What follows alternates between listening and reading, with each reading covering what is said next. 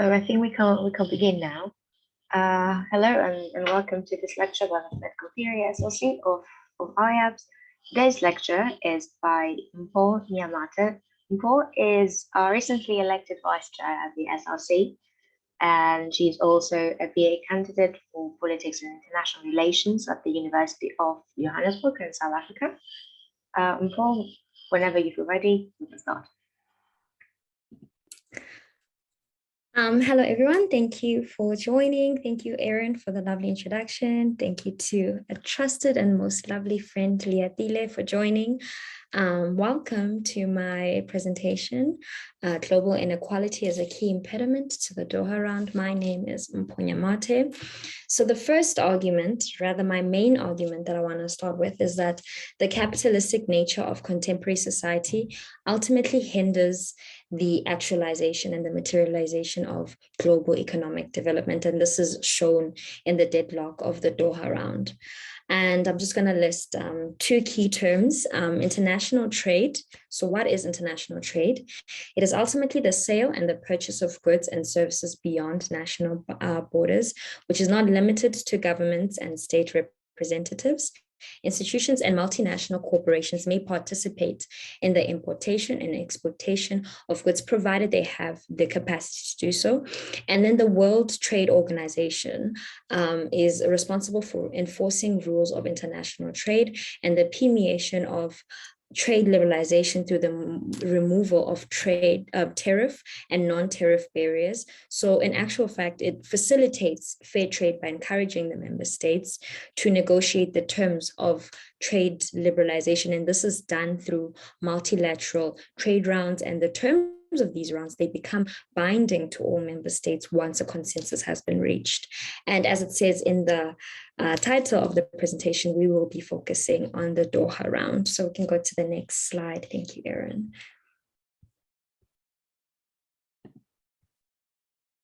So when looking at the historical significance of the World Trade Organizations, we really have to trace it back to World War I. So after the World War, there was the atrocities of the World War was accompanied by a lot of economic loss, and by initiating collaboration with the international world, the United States actually capitalized on their advantageous position at the time, because when the economy crashed, the US provided financial assistance to European countries such as France, Britain, and Germany, while also exporting essential goods to Europe. And they have witnessed exponential economic growth during this period, and they have emerged as a global superpower. Now, the International Trade Organization, the ITO, was established under the UN, and it examines trade through employment, investments, restrictive business practices, and commodity agreements. However, a lot of states failed to agree to the terms of the International Trade Organizations. It's important to remember that there was a differential pace of reconstruction around the world. Some countries coming out of war, while the US had to consider their export capacity as a newly coming economic superpower at the time. And so it's imperative to be aware of the biases within the international trade organizations. It is clear that in that time it prioritized the interests of economic superpowers while hiding behind the facade of being equal. And if it was based on inequality or has had traces of it, we have to ask the question, what prevents the World Trade Organization from perpetuating these inequalities, or rather having a legacy of them? Now, under the World Trade Organization, the General Agreement of trade and tariff rules was established, otherwise known as GATT, and it became a driving force of liberation. However, it was criticized for the lack of enforcement, as have many international organizations, because no one can really physically come into a state and tell them what they can and cannot do. But for the most part, it was defined by principles of the most favored nation and the national treatment principle.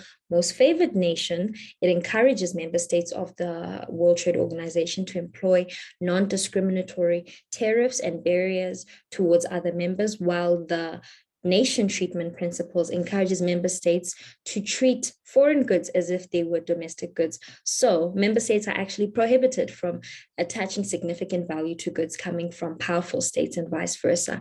And this is important because this principle has literally formed the foundation of global trade rules. And these rules, they set the precedent for what international trade is today. And then when looking at the Uruguay round, it was so important for the World Trade Organization. It is the 8th round of the multilateral trade negotiations, and it was integral to the disbandment of the GATT, the formation of the World Trade Organization, and its role as a central organ for regulating trade. More specifically, it broadened the scope for multilateral agreements and regulating trade and ensuring some level of institutional restructuring. And it led to the GATT being replaced with the World Trade Organization. And the World Trade Organization was monumental for creating equitable trade conditions, fairer trading environments, and just allowing for the free flow of goods and services. And as a result, it signifies the importance of structural balanced conditions within the global political economy. So we can go to the next slide. Thank you, Erin. So when looking at the Doha Development Round, this is really the key source of all of our information here. It's a key point of analysis. So the Doha Round actually commenced in 2001. And it sowed such big seeds of hope within the global political economy, especially among developing countries, but I will get into that, because it covered 20 areas of trade. We're talking agriculture, we're talking service trade, we're talking market access for non-agricultural products, among other things. Now, the failure of this round actually took a lot of state and non-state actors by surprise, because of the success of its predecessor, the Uruguay round, which literally founded the World Trade Organization. And the agenda of the Doha round has the potential to actually restore power imbalances within the global political economy, hence the name, the Doha Development Round. Now, it has inspired some kind of debate within the international economy. Should the Doha round be should it be terminated, or should it be redefined according to a new set of negotiating agenda? Or should negotiating techniques be amended to have an equal weighting of agreements among states? Should there be new issues of common interest? These are the conversations that a lot of actors, state actors and non-state actors, have within contemporary society. And the tensions and the disagreements between major trading countries in the developing and developed world has contributed significantly to the Doha round. This suggests that principles such as the most favored nations are very difficult to implement. Why?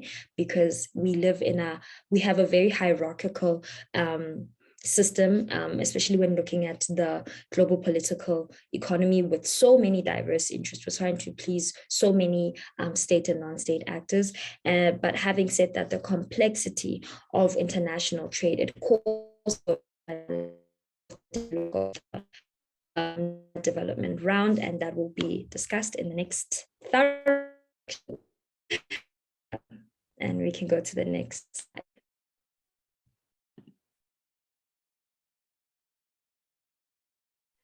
I'm facing kind of a few technical difficulties. I'm trying to go to the next slide, but my internet doesn't seem to want to cooperate. There we are. No problem. Thank you so much, Erin. Apologies. Okay, so when looking at the factors that actually led to, the impediments and the deadlock of the Doha Round, we have agricultural subsidies and tariffs, we have trade facilitation, we have regional trading blocks, we have elections, we have the single undertaking approach and the lack of assertive policies, namely currency under evaluation. And we'll be analyzing each and every one of these in the next section. So we can have the next slide. Thank you, Erin. Now, when looking at agricultural subsidies and tariffs, so an agricultural subsidy is a government incentive paid to agribusinesses, agricultural organizations, and farms to supplement their income, manage the supplies of agricultural commodities, and influence the cost and supply of such commodities, whereas agricultural tariffs are costs related to agriculture that protect domestic industries against price competition for imports. In this instance, the foreign countries are the losers in this instance. Now, agricultural subsidies are said to contribute significantly and rather have a really negative impact on the Doha Round. It has contributed to the deadlock because we look at countries like the United States of America, powerful regional trading blocs like the European Union and other developed countries. They have an obligation to cut down their agricultural tariffs, but they have not kept to this agreement. Now, this represents some level of inequality because developing countries are compelled to remove their tariffs, while developed countries, the richer countries, prohibit market access through the use of tariff and non-tariff barriers. For example, the United States, they have forced developing countries to compete against heavily subsidized US agricultural goods, even though developed countries lack adequate support from their domestic government, right? And the problem with this is that it speaks to the power dynamics of the global political economy, and it shows that inequality is indeed a pervasive theme in the World Trade Organization. And another example is that when the United States refused to reduce agricultural subsidies in 2006, it promoted unbalanced international trade and economic progress because it became impossible for the rest of the world for developing countries to compete fairly with everyone else.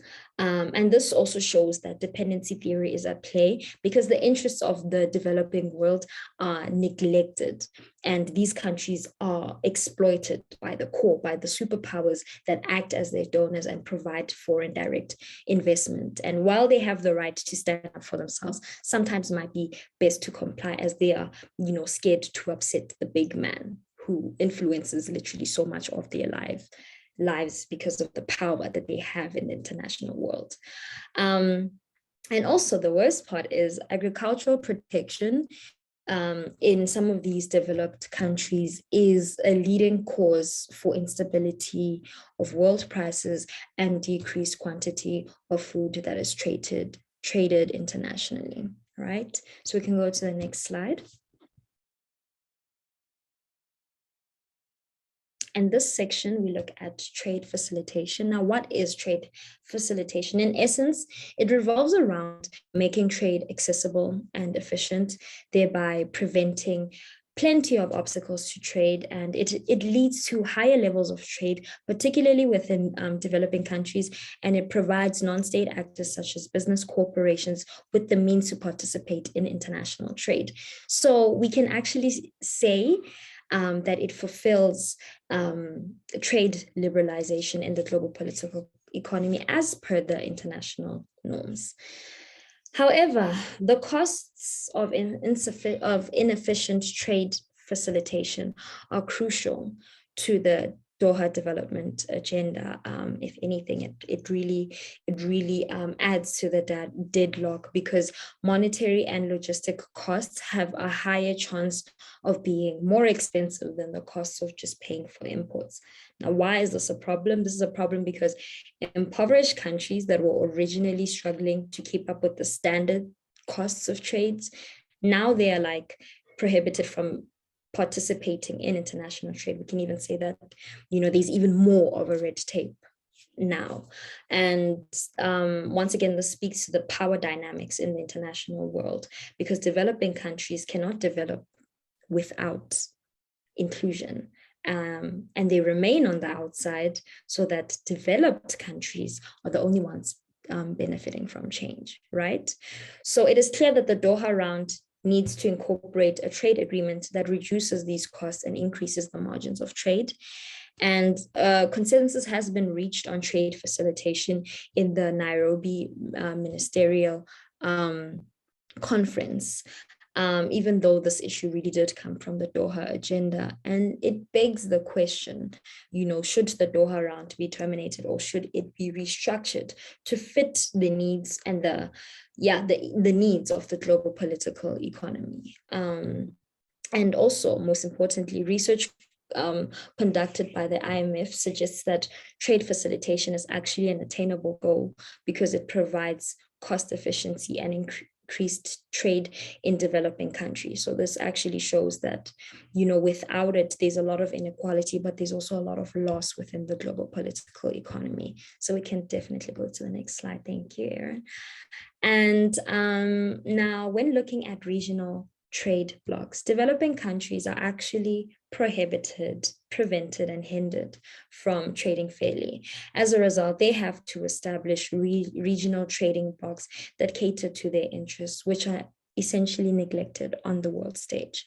Now, member states now prefer to enter negotiation that favors members of a particular regional bloc, However, the divided interests of the global political economy are what created the deadlock that we have with the Doha Round. And most importantly, it is also likely that regional trading agreements can actually encourage states to differ from the principle of the most favored nation. And I have two examples here from Argentina and Brazil, whereby they had these safeguard measures on all countries except those belonging to a particular, trading bloc, to their trading bloc, and more specifically. And this kind of shows that regional trading blocs can actually encourage some degree of discrimination, which is something the World Trade Organization is very against, because it regulates free trade and encourages collaboration within the global political economy, right? And also, this takes away from the authority, and I say the legitimacy, of the World Trade Organization as a central organ for regulating and facilitating international trade, because in regional trading blocs could potentially hinder international collaboration and world peace because of all of these diverse interests. But at the same time, developing countries should not have to wait to be included in the discussion that has to do with their economic prosperity. However, I have to say, and I have to acknowledge, that regional trade agreements have done so much and it's yielded so much success. I just think that much of that success and much of those strategies need to be applied to the world instead of to regions, so that there's world collaboration, not just regional collaboration, although regional collaboration is still encouraged. We can go to our next slide. Thank you. And then when looking at elections, now the elections that took place in France and the United States acted as a bit of a stumbling block for the Doha Round, because these countries actually did very little to enforce the agreements pertaining to agriculture, and it could actually be seen as an attempt to avoid public dissatisfaction and the opposition of well-established lobbyists. But this actually takes away from the essence of the World Trade Organization, because the World Trade Organization, it actually aims to increase transparency in the decision-making process, right? Now, these global superpowers can easily influence the Doha Round. However, they choose to promote self-interest over the collective interest. So as a result, developing countries are left behind by yet another capitalistic and individualistic agenda. Once again, This shows that inequality is it's a pervasive theme in the World Trade Organization. It begs the question, how much has the World Trade Organization progressed if influential countries can do as they please at the expense of developing states? Now, what does this say about the willingness of the World Trade Organizations to enforce these agreements? Could it be possible that these states have too much leeway? And to what extent does that take away from the legitimacy of the World Trade Organization? And to what extent does it take away from us actually reaching global economic integration? We can go to the next slide. And then on to the single taking approach.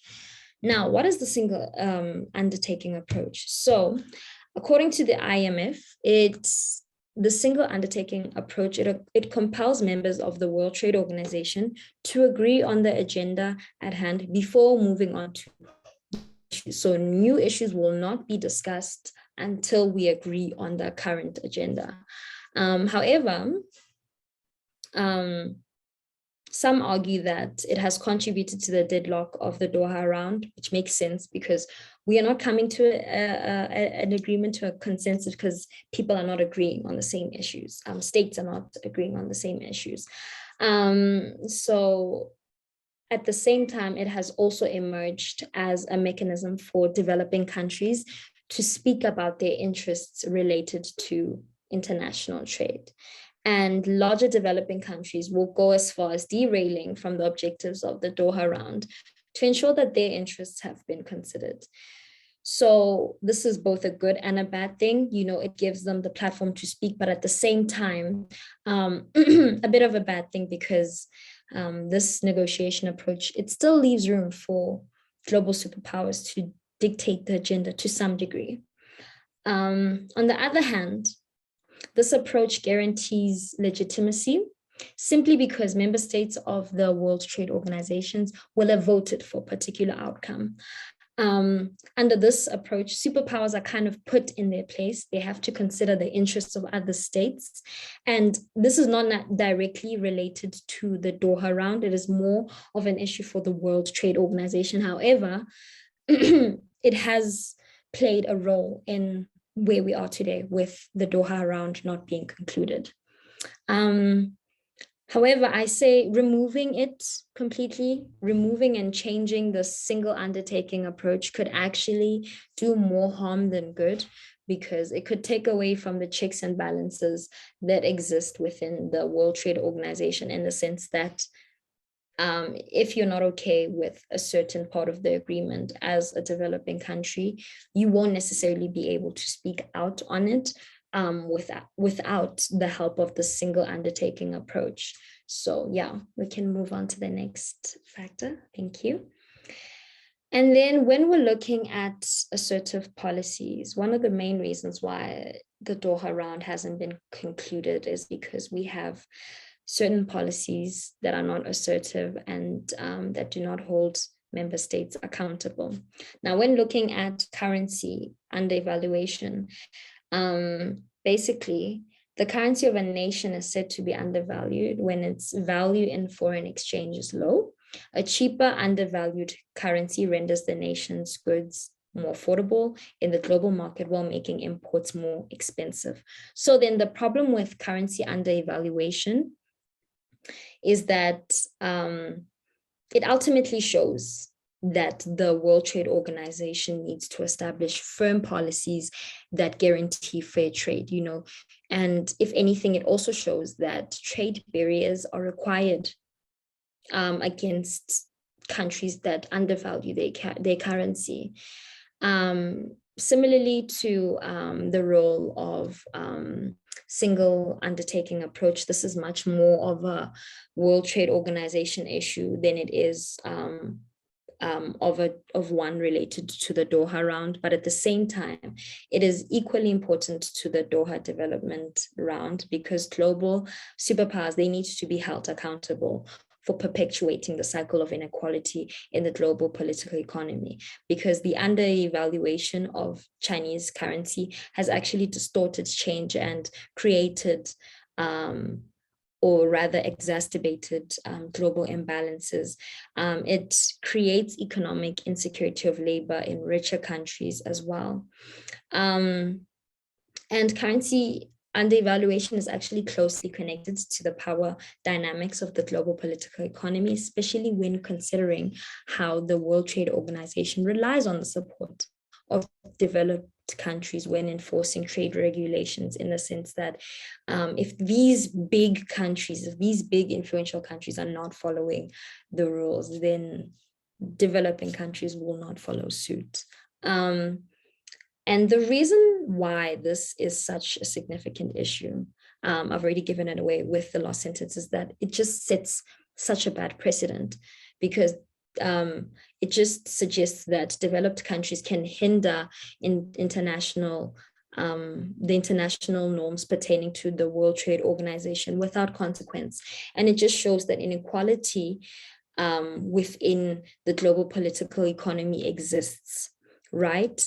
And it even suggests that the World Trade Organization favors these big countries, these developed countries, over those that are developing, because I do not believe that a country going out of line that is small and does not have as much military power and economic power would get away with doing this, as opposed to now these big superpowers get away with it because of their international status.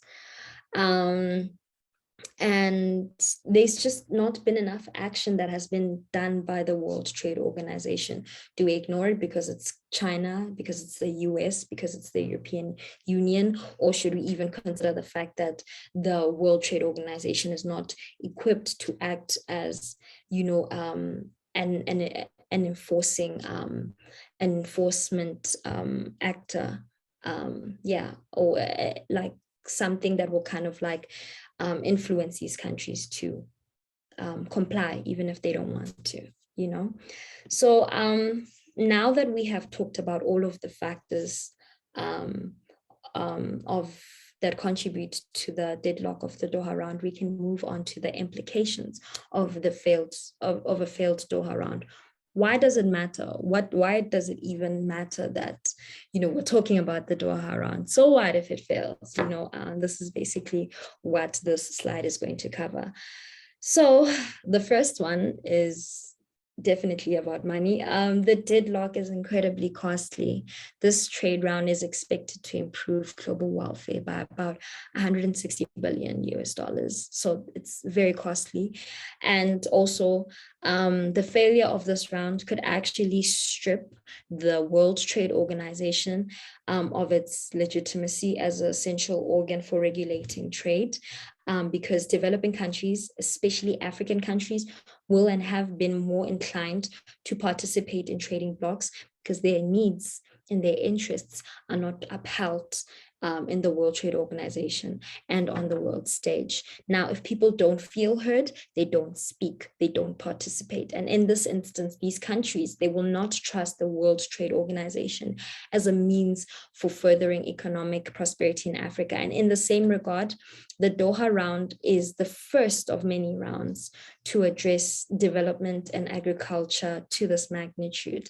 Therefore, a failed round would create a culture of distrust within developing countries who are amongst the ones looking most forward to these policies related to economic development, right? And another key implication is that the failure of this round, it would ultimately support the allegations that, we belong to a global political economy that advocates for the interests of developed countries instead of developing countries. Because when you actually look at the Doha Development Agenda, we see that actually this is, I dare to say, the most inclusive the World Trade Organization has been, because now we're not just looking at, how do we make money as superpowers. We're looking at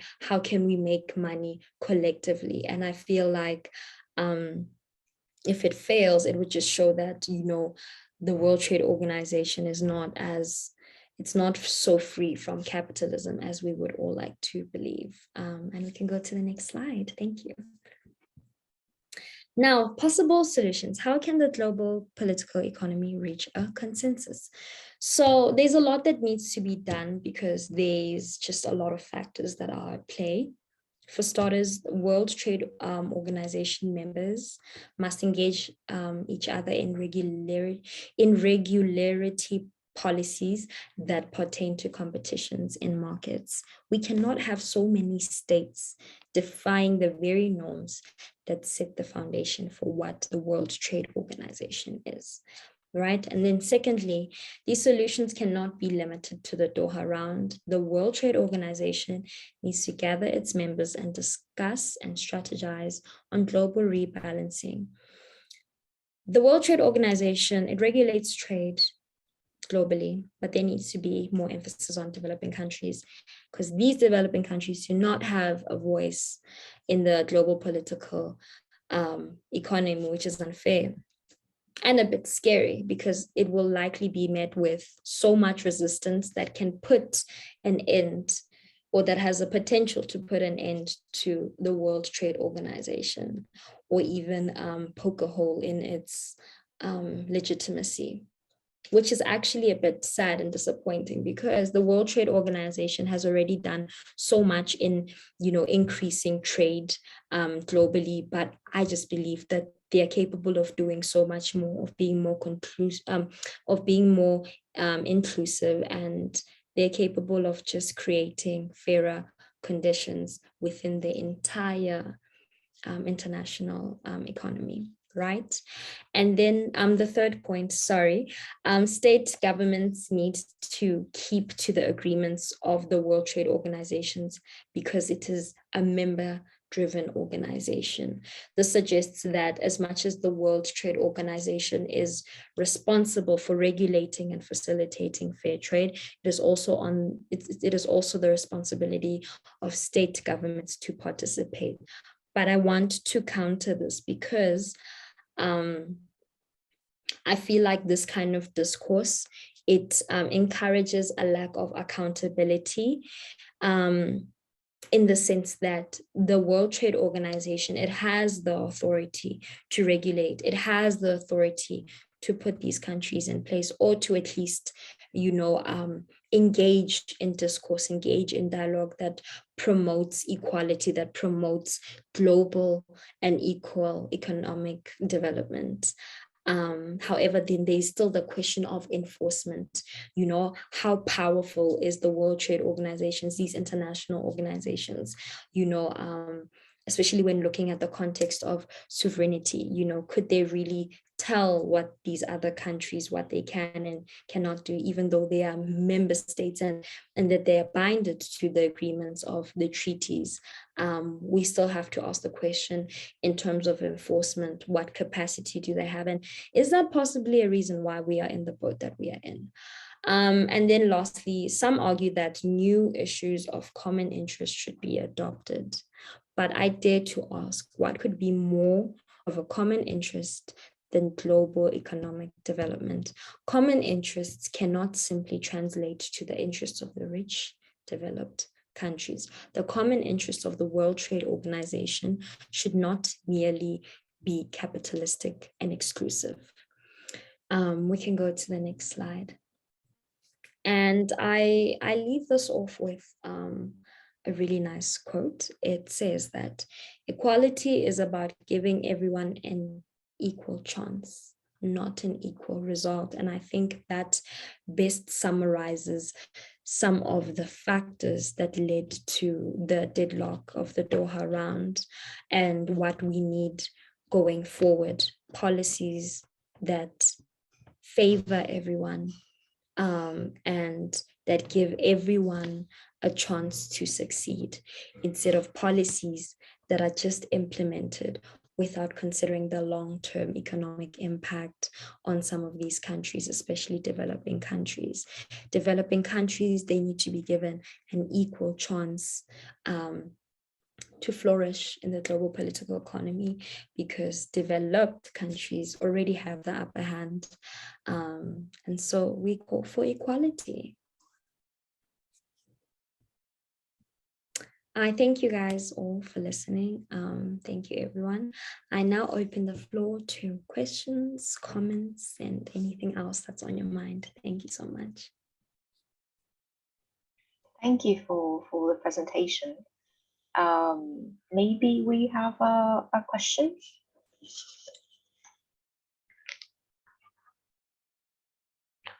Well, I have plenty, so I will start with them. So my first question is related. I'm looking down because I have my little notes here. My first question is related to the slide that was about tariffs. So going back to that and seeing how some more powerful states are imposing or not imposing tariffs, or they're kind of setting the rules of the game. How do you believe that we should approach this imbalance forced upon developing countries? So in terms of tariffs, I think that something like tariffs is something that can really be implemented on, it's something that just needs to be, how do I say, forced in a way. I dare to say it is something that has to be collectively implemented, like kind of like putting your foot down on it, because in actual fact a lot of states are not doing what they need to do in terms of agricultural tariffs and subsidies, so much so that if the World Trade Organization really looked at their policies and readjusted some of their founding principles and actually imposed maybe sanctions or just went a bit harder or stricter on something like tariffs, it would actually do so much, because there's just so much that is being lost, and so much that is actually causing inequality in terms of tariffs, because it's just something that global superpowers are not willing to give up yet. So I think that one of the best ways at this moment in terms of like tariffs and agricultural subsidies is just having kind of like a harder approach to diplomacy, and in so doing that will actually decrease the impact and potentially decrease the inequality that we witness in the global political economy. Thank you. Thank you. So we do have a question. Please go ahead. Good morning. I just want to say thank you so much to Mpho for the wonderful presentation. I think it was very, very informative, and I definitely learned a lot. I just want to say, from the perspective of a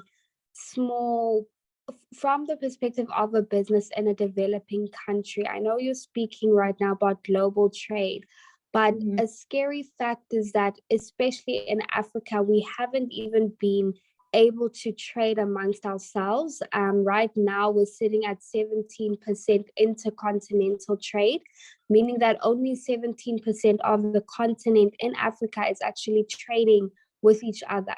So I think it begins to pose a question: how do we begin to trade on a global level when we are not even able to fully trade on a intercontinental level? So I think it's more of a comment more than anything, but I think it is something we need to think about. And yeah. Thank you so much for this wonderful question. I'm literally excited to answer it. There's so many points in my head, and some of them are literally flying out. But I will start with the one that popped by first. I think that this goes back to what I said about regional trading blocks. As much as they create some degree of separation, and as much as they exacerbate the problem of difference that we have in society amongst Africa, I really think that we benefit a lot from regional trading blocks, especially looking at your SADC. But at the same time, the problem with these regional trading blocks and the strategic alliances that we form with our counterparts is that they're not necessarily waterproof, they're not necessarily watertight, especially when looking at Nigeria-South Africa trade relations. Nigeria and South Africa, as much as they both contribute to increased trade, the problem with this is that Nigeria is actually operating at a loss because South Africa goes to Europe for some of the goods that can be acquired in Nigeria instead of trading with its African counterpart.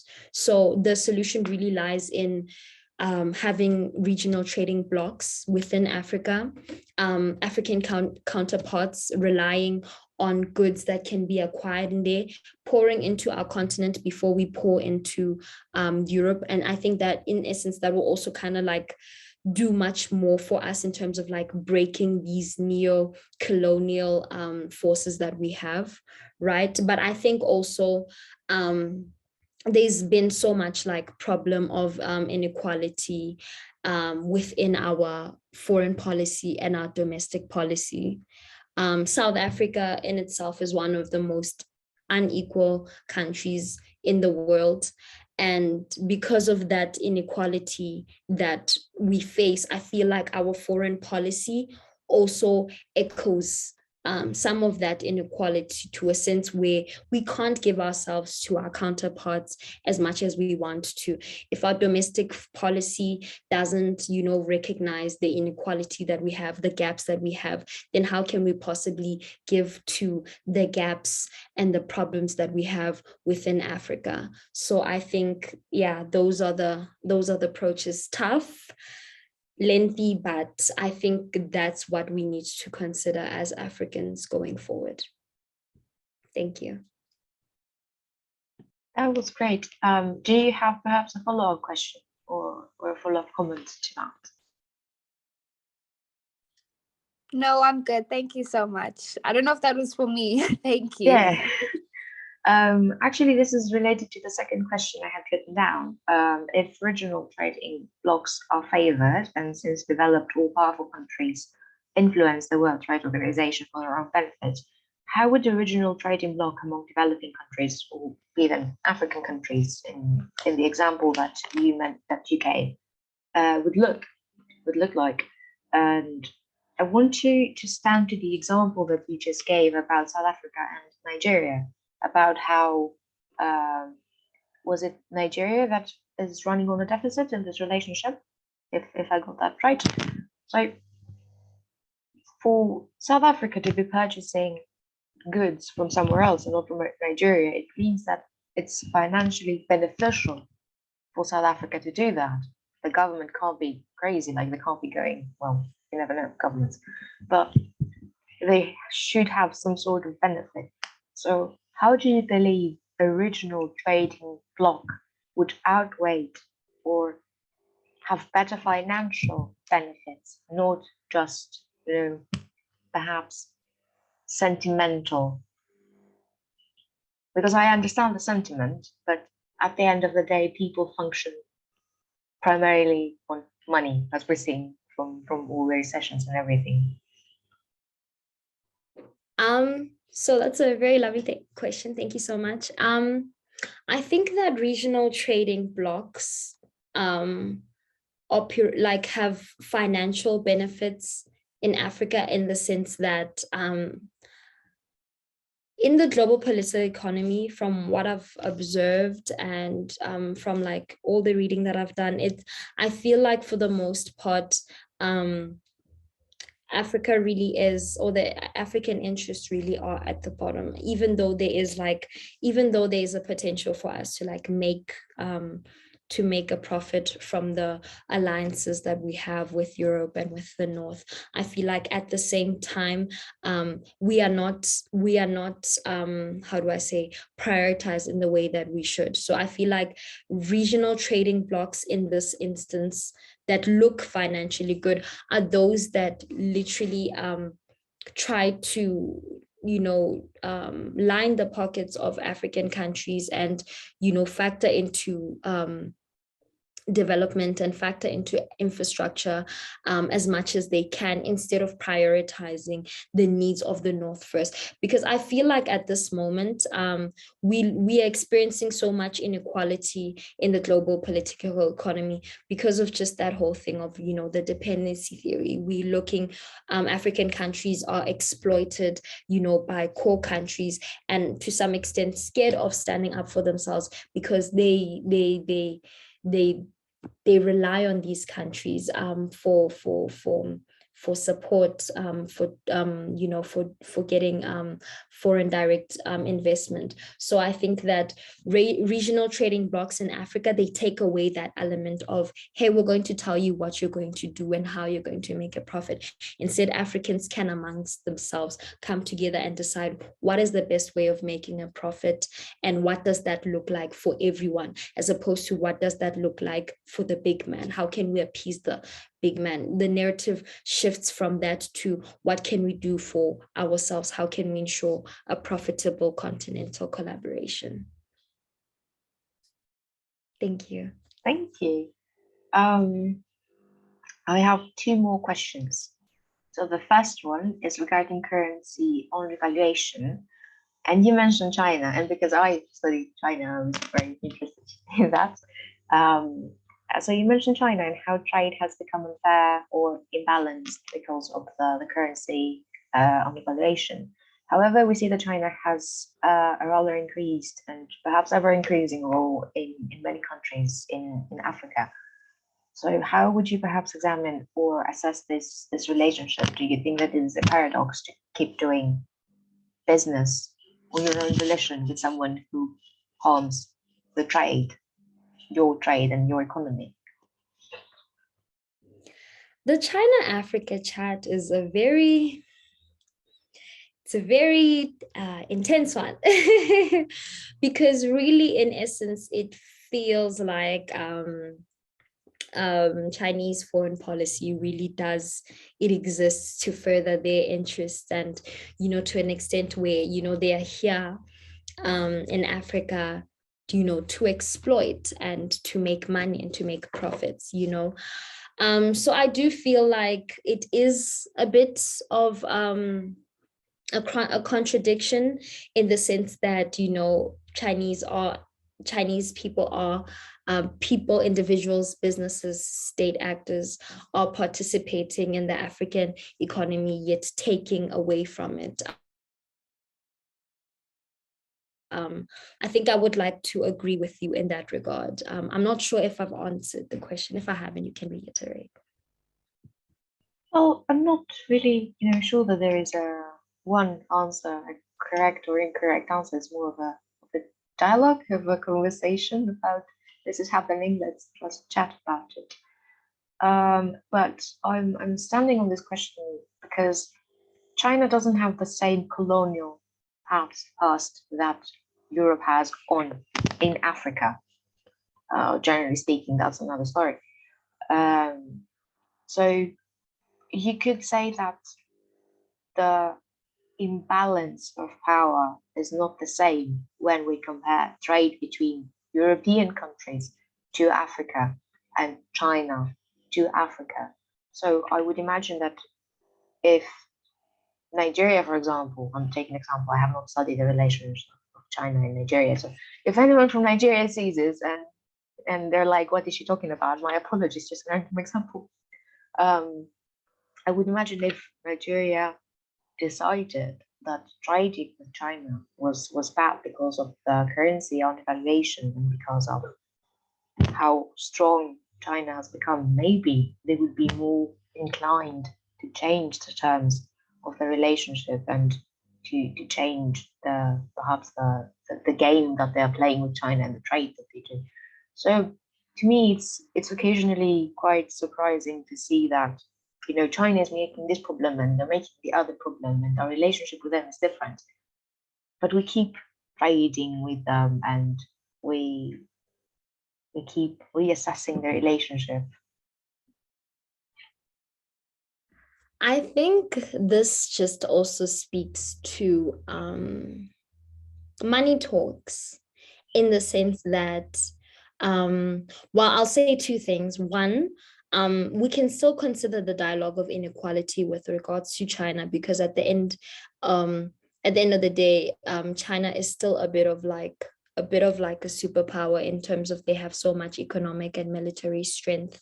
But the second thing that I will say is that you find that Africa also engages, South Africa perhaps also engages with China relations because of maybe the goods that they can get, or maybe potentially cheaper goods they can get from China. As much as, there's the dialogue of, okay, China is, taking advantage and exploiting Africans. It could also be that Africans are making a profit, maybe not a huge one, but one that's enough for them to keep quiet and not address the rather intricate issues. And I think it also just says a lot about changing superpowers, and I think that's why I'm so hard-headed. I can't find another word. That's why I'm so hard-headed to say that China remains to be a superpower, and that their relations with Africa could impede on equality, just for the mere fact that China is actually an up and coming superpower that's even trying to compete with, a hegemon like the United States. So that is also something that leads me to say, China is a bit of a superpower, but there's also the question of, money is important. Where's Africa gaining, and are they gaining so much that they do not want to discuss some of the difficult issues? I'll make an example with Russia, with the Russia-Ukraine war. The South African President Cyril Ramaphosa, has experienced so much, has faced so much public scrutiny over the last few months because of his relations with Russia. And there's just also like this question of like, what could South Africa be gaining that we don't know about from their relations with Russia?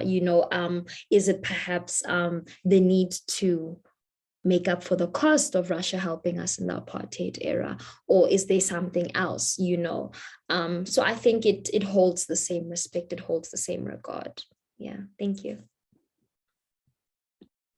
It's a very complicated relationship, I think, and we need to wait and see how it will play out while remaining cautious, and not because China might be inherently bad and all of that. Like, we know that trade is already in balance with other countries and that they look for their own benefit. So it's not a criticism towards the amount of trade or but the relationship, let's say, of South Africa with China. It's just something that we should study and we should focus on studying as a current phenomenon. And my final question is kind of a tricky one. Do you really believe that international organizations truly have any sort of authority? And the base of the question is this. So they're not elected. No one elects president of the World Trade Organization or of other major organizations.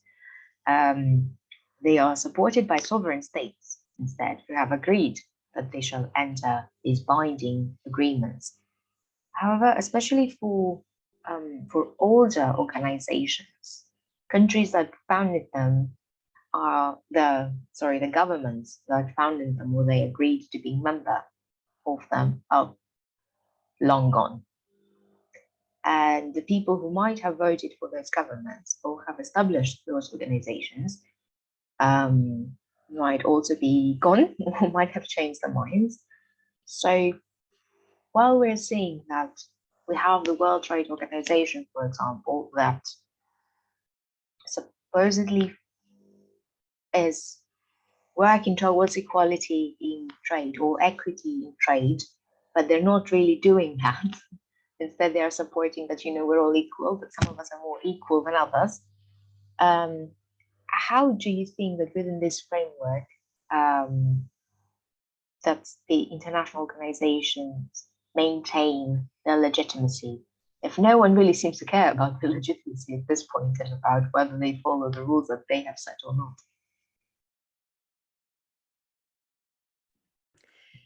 So the World Trade Organization maintaining their legitimacy is a very tricky chat.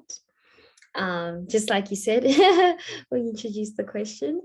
I will start by saying that it is very difficult for these countries to maintain their power and their legitimacy in the international world, because of the lack of enforcement. It's not like someone's really going to storm into the United States and be like, oh, wow, why are you guys making the rest of the world compete, for these subsidized goods? Not all governments are the same. The conversation of sovereignty is one that's become very important, especially today when looking at Russia and Ukraine, so much so that the World Trade Organization, as much as is the central organ for regulating trade, I feel like more than anything, it is more of a framework. It is this framework that gives it the legitimacy. However, the enactment of the framework is something else, because these international organizations, I believe that they rely so much on superpowers, so that they can influence other people to join. However, because these states are in fact superpowers, they can do whatever they want. They have so much military support. It will always the outcome will always be prioritizing the interests of the superpowers, or rather being so scared to stand up to them and tell them what they should and shouldn't do, because ultimately their support in the World Trade Organization is something that is very, very, meaningful for them.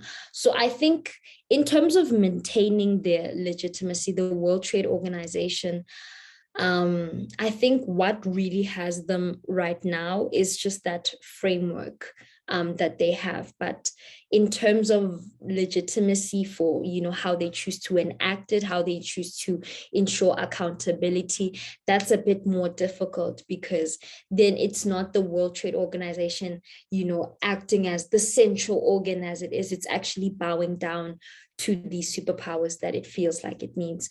So I feel like it's a tricky one. It's a tricky one. There's a lot of factors that really speak to it, but I think that's what I will, hint towards. Those are the factors that really contribute and take away from the potential of, legitimacy. Yeah. I think it's the same whether you try to look at the World Health Organization as well. Like how do they maintain authority, the World Health Organization, the World Trade Organization?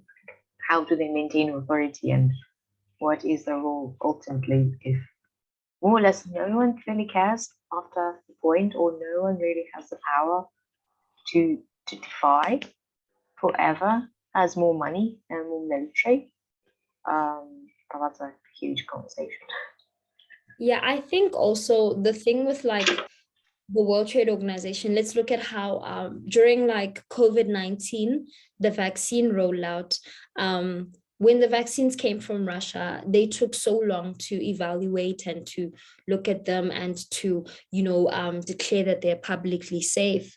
So much so that when vaccines from the US came in, these ones were, looked through, approved, and now everyone who is vaccinated with, a Western vaccine, either Pfizer or Johnson and Johnson for the most part, and I think this just speaks to kind of like the power that superpowers have within the international world, because it feels like to some degree some of these institutions are westernized, and they prioritize the needs of the West. And the same could potentially be said for the World Trade Organization. We're looking at all of these violations that have taken place that really, really prevent them from closing something that's so important, a trade round.